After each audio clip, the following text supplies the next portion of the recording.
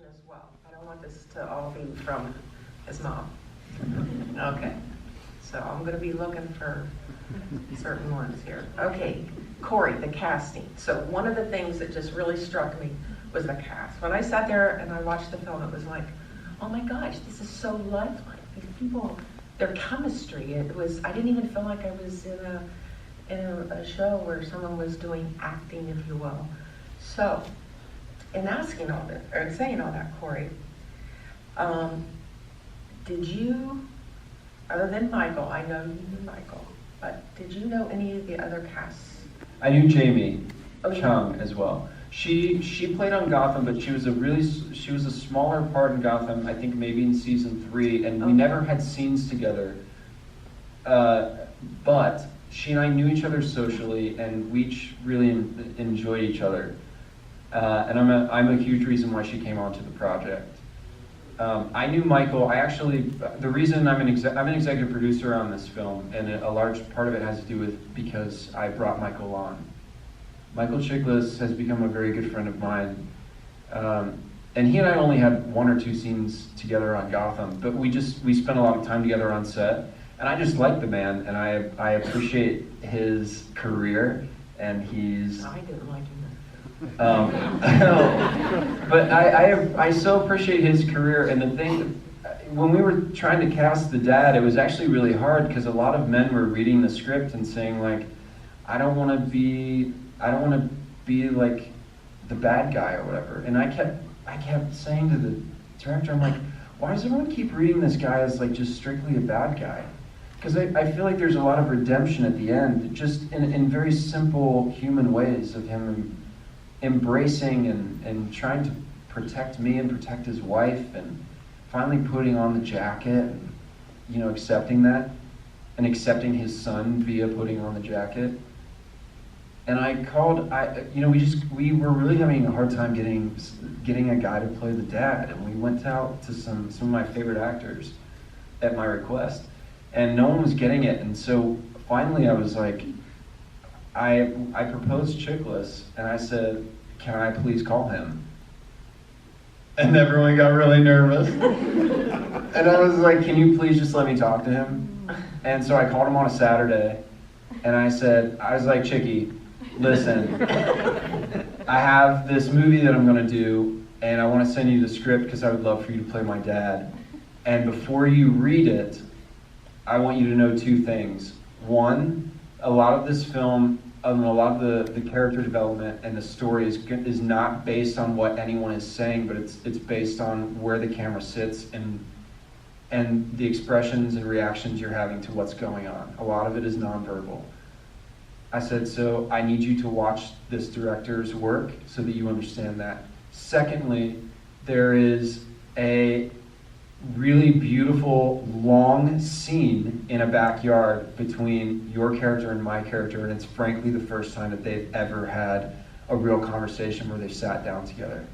I said, so imagine having like the first in-depth conversation with your son when he's in his late 20s. And you've never even shared a beer together. I said, just imagine like the power of that moment being captured. I said, and the way it's going to be shot, because I've talked to the director, it's like an 8-minute scene. The first 6 minutes, the camera doesn't cut.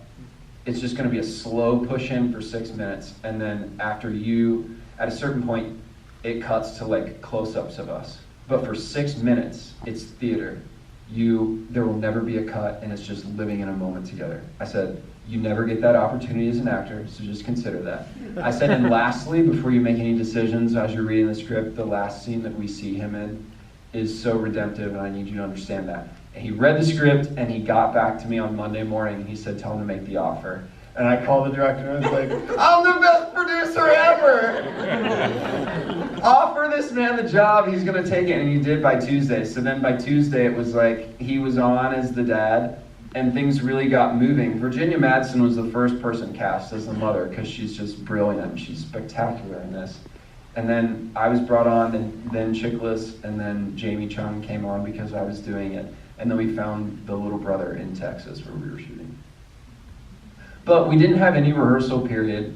We showed up on set, and And this is the magic of working with brilliant actors. And when you see a film like this, a lot of films with bigger budgets, they have rehearsal periods for weeks or months to like work. I mean, if you're talking like an Aquaman, for example, Jason Momoa is a friend. He spent a year before that even started filming, working on that, doing fitness, working with the director, working with castmates on different stuff. Like, that's insane. We had no time on this. So I met Virginia Madsen when we showed up to Texas to start working on this. And on day 4, day 3 was Christmas Day. Day 4 was the day that I'm supposed to sit in a car and say goodbye to my mom for maybe the last time in my life. And that's on day 4 of filming. I met her on day 2. So this is the 3rd day I've known Virginia Madsen, and we're supposed to sit in a car and I'm supposed to say goodbye to my mother. And the emotional cost of that. And the thing is, when you have someone as brilliant and talented as Michael Chiklis and Virginia Madsen, and you're on set, you just kind of work. There was a day, the day that we shot that, the director came up and he was like, so do you guys want to rehearse this? And I said, absolutely not. I said no, because I said, there's not proper rehearsal time, so we're not going to rehearse this. There's no point. I said, I knew Virginia's work and I knew she's a great actress, and I just looked at her, I said, I did my homework, I know you did yours. I said, so I would much rather sit in the car and have cameras pointed at us and just see what happens. I said, are you comfortable with that? And she was like, yeah, let's do it.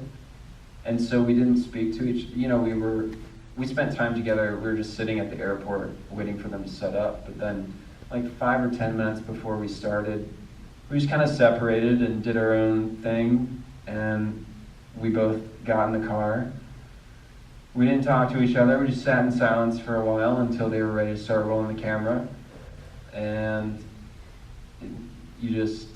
you wait, and camera's rolling, sound's rolling, they say action, and she drives the car up a little bit, and so the cameras hit us perfectly, and then we just went. But she was spot on. It was amazing. Really cool to work with her. That's just good actors. It's not rehearsal, it's good actors. Though rehearsal is always beneficial, believe me. Well done. Okay. Does anybody want to share a question? You mentioned why shooting in black and white was important. Do you have a comment on shooting in 16mm versus how pretty much everything nowadays is shot digitally? Now, granted, the distribution of this is mostly digital, but the choice between choosing to shoot on 16mm, were you in on that? That was not my decision, but the cinematographer wanted to shoot on 16mm. It also had a lot to do with our budget. They wanted to shoot on film, and 35mm is really expensive, and 70mm is outrageously expensive, and we just didn't have the money. And part of, in keeping with the idea of like black and white's going to transport you back to another time, 16mm film just has this beautiful grain. It feels like a home video. And there was sort of an idea of like, what if this film felt like it was pulled out of the vault from the 80s, and it felt like it was made in 1985, and it doesn't feel like a film of our time? What if it feels like you actually are, so authentically in that time? It's not an observation, it's an experience. That was part of it, but a lot of it had to do with money. And it was Kodak, this film stock, the actual film, the physical film, was over 50 years old that they gave us. And so when they bought the film stock, it was kind of like, I hope this is like good stuff. They tried some of it and it was worth it.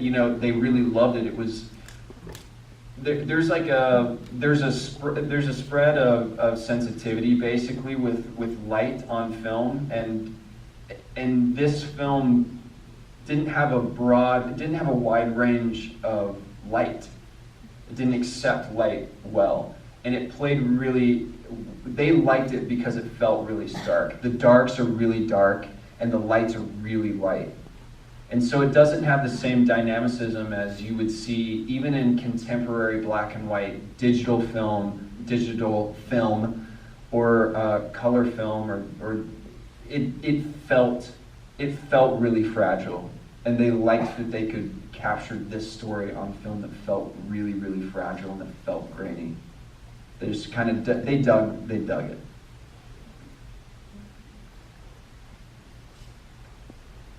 So this is more of a question about how you do your craft.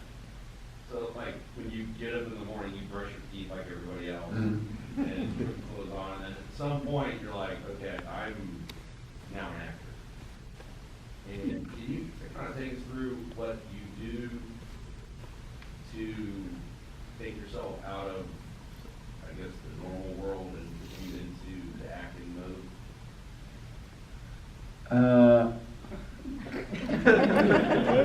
Yeah, I mean, I feel like, I don't know. I feel like I've made a pretty clear choice to not, to sort of divorce myself from a traditional lifestyle a little bit.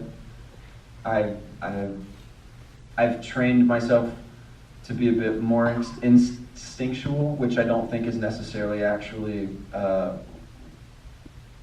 was my neutral place. I was a lot like my mother, who is such a caretaker, and she's really aware of other people's needs, and I went to school and I had teachers that sort of engaged me otherwise, and I just sort of embraced, I don't know, maybe a different sense of living, feeling outside of obligation. What some people might see as selfish, I see it as inquisitive and taking care of myself and my curiosities. I'm about to give up my apartment in the middle of December and just sort of put my stuff in storage and float. I don't know where I'm going or for how long. I've just sort of embraced that kind of life, and I find that sort of living has helped me be someone that I enjoy, and that I don't know what's coming next, and it keeps me sort of emotional, and it keeps me tingly and excited, and I don't know. I think those are choices that I've made in my life that have allowed me to sort of look at work and look at characters and treat things in ephemeral ways and appreciate moments that appear before me and the people that are before me, and sometimes I lose track of things and people, and I just sort of try to live in that universe that I've created for myself. And so when I go to work, it's taking that into a structure, into something that's way more structured, but that someone else usually creates for me, and I just live in that. You don't really even switch. No, it's a lifestyle. I mean, I think the best actors are living it. It's not a career choice, it's a lifestyle, I think. It's a sort of, just embrace what's happening. And I try to do things that, like, I worked with your brother the other day on some body work. I try to do things that help me understand my body more, and I try to take care of it and understand myself. And we all have there are a lot of little things. I think we all have tensions, or we have things that provoke feelings or emotions. And I was working with Michael, and it was like, I said to him, I was like, I have patterns in my life that I really want to break, and like tensions that I break. But there are things there are positions I can put my body in that remind me of certain moments in my life that bring up certain emotions. For example, I was a very overweight kid in middle school and early high school, and there were ways that I held my body that I didn't realize at the time, but that represent a lot of shame for me. And if I put myself in a position that is reminiscent of that time, I can take myself very easily to a place where I have very evocative memories of times when I felt shameful, or I was hiding something, or there were secrets. And so it's like, it's sort of understanding my body and manipulating it in such a way that it transports me to other times and other feelings that I've somehow cataloged into my person. But if I can interject, Cory. God, that just sounds like, I literally just sound Did you like just- vomit. I don't know exactly everything that I just said, or if that made any sense whatsoever. I really don't know. But It's a tough thing to ask an actor how they do what they do. I don't know, because everyone does it differently. It's a ghost art form. Everyone has their own way. You can teach someone techniques, and then it may not work for them. Everyone kind of figures it out for themselves, I think. Well, you said instinct, maybe one or a couple of times, so I think that encapsulates. I do think it's instinctual or intuitive, yeah, some of it. All right, I'm looking forward to someone else. I'm curious about when you are going into a new role, do you have your fully formed concept when after you read the script, or is it something that as you start to play more and more scenes, it sort of becomes clearer and clearer over time? And I was kind of thinking that at the beginning of the movie, but then you mentioned this specific one was very quick in time when you filmed it. So I'm curious, like, is that a thing for you, and was that different or the same for this film? I think it's different for each thing. It's very, very different for each thing. For example, Gotham has lasted over 5 years, and my character's changed drastically, and that's been me saying, starting from the beginning and saying, all right, when something happens to this person, that I'm not a writer, and I'm not producing it, so I don't know what's happening. I just have to say yes to whatever it is. Unless, of course, I disagree with it and I fight the writers and make them try to get them to rewrite something, which I did a few times.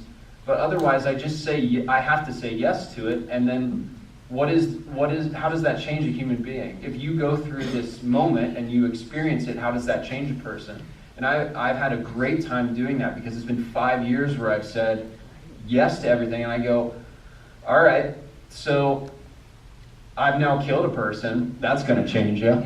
So let's go down this road, and you make choices. And one of the things I purposefully did in that show was I dropped my voice at a certain point, because I thought that he found himself in this place where he's like becoming a man in a certain way, and now he has to intimidate people, which he had never done before.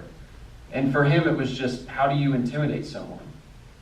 Well, I'm gonna embrace this thing where it's like, I'm gonna get closer to people's faces, I'm gonna talk quieter, I'm gonna drop my voice. I'm gonna see how they respond. And the thing that happened to me while I was shooting that, every time I did that, everyone listened closer to me, and they got a little bit more intimidated by me, and they were a little more frightened. And I was like, oh, well, that's Cory's experience, but it's also Ed's experience doing this thing, so I'm gonna keep doing this. And so it's like that kind of thing. It's been really fun over 5 years. You get to adapt and try things, and when a character learns, oh, this works for me, then they can keep doing it. You see someone adjust. This was wildly different, because we shot this in 20 days, and though I had the role like 3 months before we started, 3 or 4 months before we started, the only person I spoke to was the director. But I had such a vivid connection with this character and this script very quickly, and I didn't audition for this. The director had seen some of my earlier work, and he thought I had the emotional capacity to do this, and we had a Skype session. We talked for like an hour and 15 minutes. And he's from Malaysia, and so his observation of American families is very objective. And my experience is obviously not objective. It's very emotional and subjective. And so he and I just had the way that I explained my family and my experience and my view of this script. He was like, "That's the family I see, and so let's work on this together." And so he asked me to join the project because of that. But I had such an emotional response to this immediately, and I could read these scenes, and I just knew that certain things were really difficult for me to read or say. And it was me communicating to Yen, the director, and saying, excuse me, sorry, that there are just certain moments in the script I couldn't like get through. And I just said, I was like, Yen, this is a moment where I think it'd be really difficult to say this without cracking or having like a really strong emotional response. And we would have a conversation about that, and sometimes it would be, I think that's right, and sometimes it would be, that's too early, or I want you to do your best to like close something off.